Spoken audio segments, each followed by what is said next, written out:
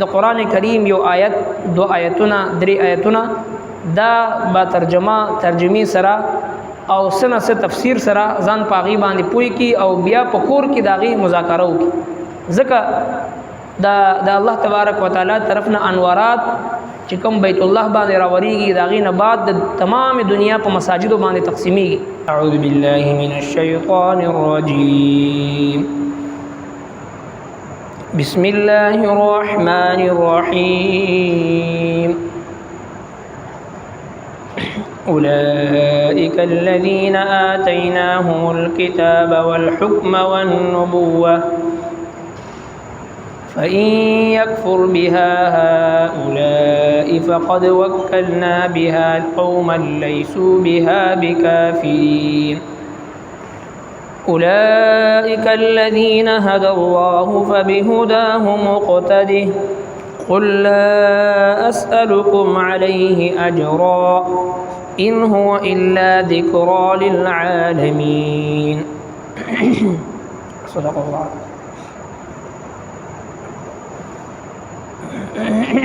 فدي آيات مباركة کی اللہ جل شانہ حضرت ابراہیم علیہ السلام واقعہ ذکر فرمائل. اس پدیزے کی اللہ جل شانہ د ابراهيم عليه السلام سره د نورو 1400 پیغمبرانو اجمالی ذکر کولو نه بعد فرمایي چې اوس دا هغه خلق دي چې کوم ته مونږه کتاب ورکړو او حکمت پوها او دنائی او نبوت رسالت مو ورکړو دوی ته. اوس کچری یو کس دغه پیغمبرانو انبیاء کرام لار پریک دی د هدایت لار پریک دی او د گمراهی لار اختیاري نو الله جل شانه د هدایت د پاره د دوی په زیبانی نور خلق پیدا کړي چې هغه به هدایت قبلې د الله دین د افراد محتاج نه دی. نو لہذا نور خلق داسې اشتاء د الله جل شانه طرفنا داسې خلق موجود دي چې هغه په دې هدایت باندې به چلی او دغه کسان دي چې کم هدایت یافته دي تاسو هم د دوی د هدایت اقتداء وکړئ او دوی ته وایي چې زپدي خپل پدی دعوت باندې تاسو نه جزاء او بدله نه غواړم او نه دا مگر یو نصیحت دی د رب العالمین د طرفنا. اولئک الذین دا اغا کسان دی آتیناهم الکتاب چې ورکړو موږ دوی ته کتاب والحکم او پوهه د دین والنبوة او پیغمبری. فإن یکفر بها کچری انکار کوي د دینا د دې مسلینا هؤلاء دغه مسلینا هؤلاء دغه خلق فقد وکلنا نو یقینا توفیق ورکړې د مونږه بها د دې او من قوم ته لیسو بها بکافرین چې نه د دین انکار کوونکي کچری دوی انکار وکي نو نور خلق داسې دي چې هغه ته مونږ توفیق ورکړې چې هغه د دین انکار نه کوي بلکې هغه د دې تصدیق کوي اقرار کوي. اولئک الذین او دا هغه کسان دی هد الله چې خودنه کړی دا الله جل شانه دوی ته فبهداه مقتدی نو د دوی د لارې تابعداري کوي تاسو. قلت ورته ویا لا اسألکم علیه اجرا لا اسألکم نغوارم زستاسنا علیه پدی باندې اجرا سبدلا ان هو نددا الا ذکر للعالمین مگر نصیحت دې د پاره د خلقو. اولئک الذین دا هغه کسان دي آتیناهم الکتاب والحکم والنبوة دغه چې کوم مخکې ذکر شو 14 انبیاء کرامو ذکر اجمالی طور باندې وشو او د حضرت ابراهیم علیه السلام واقعا تفصیل سره ذکر شو. فرمایي چې دا هغه کسان دي چې دوی ته مونږه کتاب ورکړو او دوی ته مونږه پوهه د دین ورکړو او مونږه دوی ته پیغمبري ورکړو. نو د الله جل شانه د طرف نه چاته کتاب ملاویدل او حکمت د دین پوهه ملاویدل او نبوت ملاویدل دا د الله تبارک وتعالى یو لوی نعمت دی. حدیث پاک مفهوم دی چې الله جل شانه دا دنیا هغه چاله ورکوي چې څوک دا هغه خوښ وي او هغه چاله ورکوي چې څوک دا هغه خوښ نه او دا دین او د دین پوهه دا یو داسې شی دی چې الله تبارک وتعالى صرف هغه چاله ورکوي چې هغه د الله جل شانه په نسبت باندې غوره وي او د الله جل شانه خوښ وي. حضرت سیدنا امیر معاویہ رضی اللہ عنہ نے روایت دی جناب رسول اللہ صلی اللہ علیہ وسلم فرمائی من یرد اللہ به خیرا یفقهه فی الدین. الله جل شانه چې د بنده سره د خیر خګړې اراده وکي نو هغه ته په دین باندې پوهه ور نصیب کی د دین سمجھ بوج ورته نصیب کی. او بل حدیث پاک کی رسول اللہ صلی اللہ علیہ وسلم فرمائی فقیہ واحد اشد علی الشیطان من الف عابد. یو فقیه سړی یو پوهه سړی چې الله جل شانه هغه ته د دین پوهه ورکړی وي د دین سمجھ بوج ورکړی وي هغه په شیطان باندې اشد علی الشیطان من الف عابد د زرو عابدانو نه زیات درن او ور باندې بوج وي. د زرو عابدانو یعنی یو هغه سړی دی چې د دین علم نه حاصلې د دین پوهه نه حاصلې او صرف عبادت کې لګیا دی نو د داسې زرو کسانو گمراه کول شیطان ته ډیر آسان دی. زر کسان عابدان صرف عبادت کې لګیا وي علم نه حاصلې علم ورسره نه وي داغي گمراه کول شیطان لا ډیر زیات آسان دی.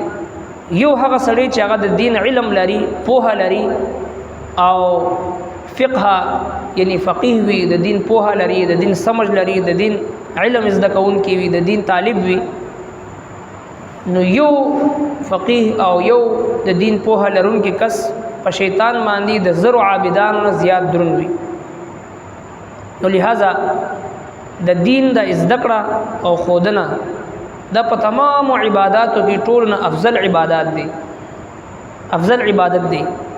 رسول الله صلی الله علیه وسلم مسجد ته تشریف وروړي مسجد نبوي ته داخليږي صحابه کرامو مختلف حلقات لګیدل دي څوک په ذکر او اذکار کې مشغول دي څوک په ذکر او فکر کې مشغول دي څوک په تلاوت کې مشغول دي څوک په عبادت کې مشغول دي مختلف عباداتو کې مشغول دي او یو جماعت دی چې هغه په تعلیم او تعلم کې په سیکھنا سکھانا کې مشغول دي. رسول الله صلی الله علیه وسلم هغه ټول پرې خودل هغه جماعت ترالل چې کم جماعت کې صحابه کرام په خپل منځ کې تعلیم او تعلم کو سیکھنا سکھانا کو او هغه سره د الله محبوب پیغمبر کې ناستلو او ارشاد فرمایل بعثت معلما زه هم دنیا ته معلم را لګل شوې ما. نو معلومه شو چې په تمام اعمالو کې په تمام عبادتو کې او په تمام عبادت کوونکو کې افضل عبادت هغه د علم ذکر ده. او بیا رسول الله صلی الله علیه وسلم مبارک فرمای خیرکم من تعلم القرآن وعلمه. پتاسو کې بهترین انسان هغه دی چې هغه قرآن کریم زده کی او بل توخی. بهترین انسان پتاسو کې هغه دی چې قرآن کریم زده کی او بل توخی. نو لہذا دا د دین پوهه ده او د دین حکمت دی او په علم سره لږ شانتي عمل کول یعنی د علم سره یو سړی په یو مسله باندې پوهه وي او هغه د پوهې نه باوجود د پوهې سره د علم سره مختصر عمل وکي هغه د هغه سړي د عمل نه چې کم جاهل وي د هغه د عمل نه سوچند زیات اجر او ثواب لري.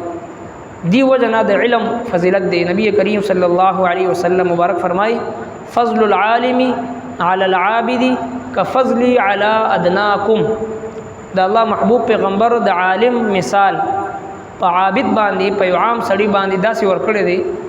فرمای لکه څرنګه چې زما مرتبه پتا سو کې یو ادنا صحابي باندې چې څومره زما مرتبه ده دغه سي د یو عالم مرتبه په یو عابد باندې په یو عام سړی باندې هغه دومره مرتبه ده. نو لہذا د انسان مقام او مرتبه چې اوچتیږي هغه د علم د برکت اوچتیږي. او علم رسول الله صلی الله علیه وسلم مبارک فرمایي چې تاسو د مور د ګېډې نه واخلا تر قبر ګېډې پوری تاسو علم حاصل کړئ. نو روزمره په بنیاد باندې د یو مسلمان معمول داسې جوړدل پکار دی چې هغه د قران کریم یو آیت دو آیتونه درې آیتونه دا با ترجمه سره او سنه سه تفسیر سره ځان پاغي باندې پوي کی او بیا پکور کی داغي مذاکره وکي. ځکه د الله تبارک وتعالى طرفنا انوارات چې کوم بیت الله باندې راوريږي داغي نه بعد د تمام دنیا په مساجدو باندې تقسیمیږي. کوم خلکو چې مساجدو سره تعلق وي تګرا تګوي هغه مساجدو ترازی دغه علم دغه فهم دغه پوها او د دین فقاهت د دین سمجھ د الله جل شانو انوارات د مساجدو نه خپل کورونو ته منتقل کړي. نو کوم خلک چې د مساجدو سره دغه تعلق نه وي دغه نسبت نه وي تګرا تګ نه وي څومره د افسوس مقام دی دغه د پاره. نو الله جل شانو فرمایي چې دا کسان چې کوم ته مونږه پوها ورکړي وا حکمت نبوت ورکړي فإن يكفر بها هؤلاء کچری دې مسلې نه انکار وکي د عقیده د توحید نه انکار وکي فقد وکلنا بها قوما. الله جل شانو فرمایي چې موږ نور خلق له توفیق ورکړي دي. نو د الله دین د افراد محتاج نه دی. وان تتولوا يستبدل قوما غيركم ثم لا يكونوا امثالكم. الله جل شانو فرمایي کچری تاسو ووړې د دین نه الله جل شانو نور داسې خلق پیدا چې تاسو په شانتي بني. اولئک الذین هدى الله فبهداه مقتدی. اولئک الذین اغا انبیاء کرامو اغا جماعت چې کوم مخکې ذکر شو دا اغا خلق دي چې د الله تبارک وتعالى دوی ته هدایت ورکړو. فبهداه مقتدی د دوی د هدایت تاسو مقتدا وکي. یعنی ټول انبیاء کرام 1,24,000 انبیاء کرام چې په عقیده توحید باندې کلکو او په شرک باندې بیرت کو تاسو هم په عقیده توحید باندې کلک اوسېږئ او په شرک باندې رد وکئ. دا د هر یو مسلمان مشن پکار دی چې همیشه د عقیده توحید اثبات وکي او په شرک باندې رد وکي. نو عقیده توحید الله ثابتېږي چې کله سړی په شرک باندې رد وکي. څرنګه چې موږ استاد کلمه د لا اله اول نفي ده تمام معبودان باطلو نفي ده تمام د غیر الله چې څومره صورتونه د ټولو نفي ده الا الله اثبات رسو دی. اول نفي دی اول با په غیر الله باندې نفي کوي اول با د شرک تردید بکي اول د مشرک او د شرک تردید بکي هغه نه بعد الا الله اثبات برستو کوي اول نفي بکي. نو الله جل شانو فرمای فبهداه مقتدی د دوی د هدایت اقتدا تاسو کوي. او بیا نبی صلی الله علیه وسلم دوی ټول ته فرمایي چې الله جل شانو فرمایي چې دوی ته وایا لا اسالکم علیه اجرا. پدې دعوت باندې پدې توحید پدې مشن باندې تاسو نه سغواړم نه دا یو ټول عالمونو د پاره د ټول انسانیت د پاره یو وعظ او نصیحت دی.